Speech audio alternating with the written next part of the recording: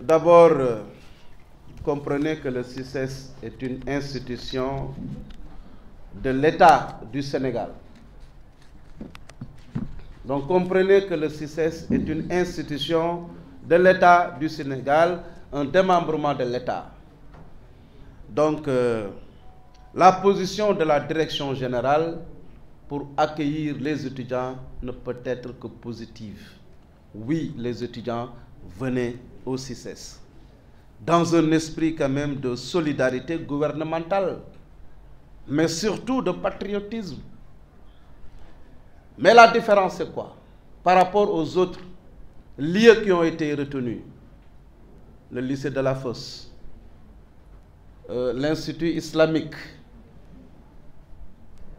leurs charges sont prises par l'État.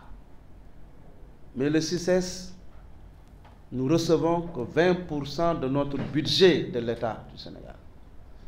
Nous sommes une structure événementielle. 80% de notre budget proviennent de nos recettes d'exploitation. Nous exploitons quoi? Cette salle, d'autres salles, l'espace que nous avons pour commercialiser et pour faire face à nos charges, pour payer nos salaires. Donc, si aujourd'hui on veut accueillir les étudiants gratuitement, on va régler un problème d'or et créer un problème ici à l'intérieur. Et ça pose problème. C'est pour cela que je dis que, après avoir reçu les responsables de l'université Cheikh Anta Diop de Dakar, moi-même directeur général, nous avons fait le tour de nos salles, de nos pavillons, de l'espace disponible. Nous voulons tout mettre à leur disposition. Ils ont bien noté, mais nous attendons le retour de l'université pour leur expression de besoin.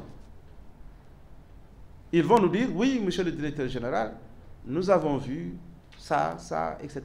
Voilà ce qui nous intéresse. Donc c'est ça que j'appelle leur expression de besoin.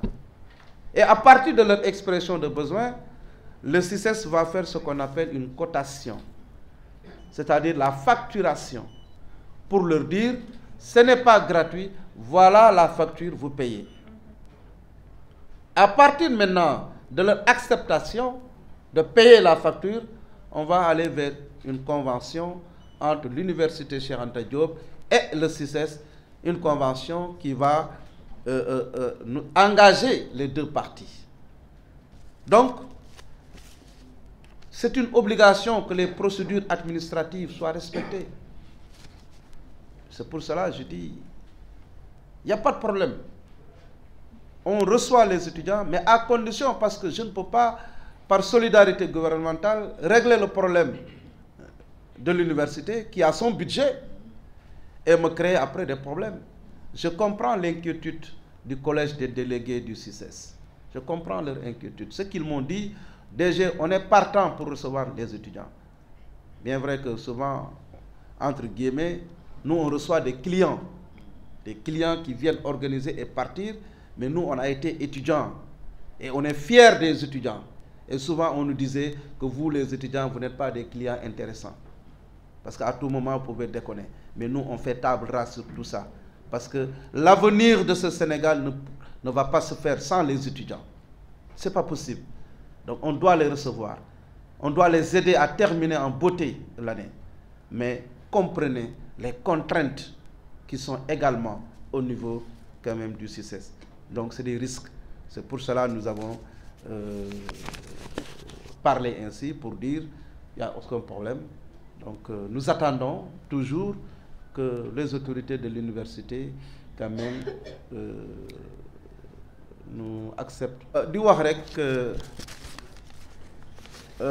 CICES dafa nekk benn structure bi nga xam ne démembrement état la kon ñu ngi wax ni ñun de pare nañu pour recevoir étudiants yi jàppale étudiants yi ñu yeggali seen année en beauté waaye CICES dafa wuute ak institut islamique wuute ak lycée de la Fosse ndaxte agent yi di liggéey foofu bu weer bi dee état moo la ñuy yónnee seen salaire mu jaar ministère des finances waaye ñun CICES dañu nekk structure événementielle état du ñu yónnee sunu salaire ñun sunu salaire ñoo koy liggéey ñooy exploiter sunuy salle ñun ñooy exploiter sunuy pavillon ñooy exploiter espace bi yi ñu am pour mën a fay sunuy salaire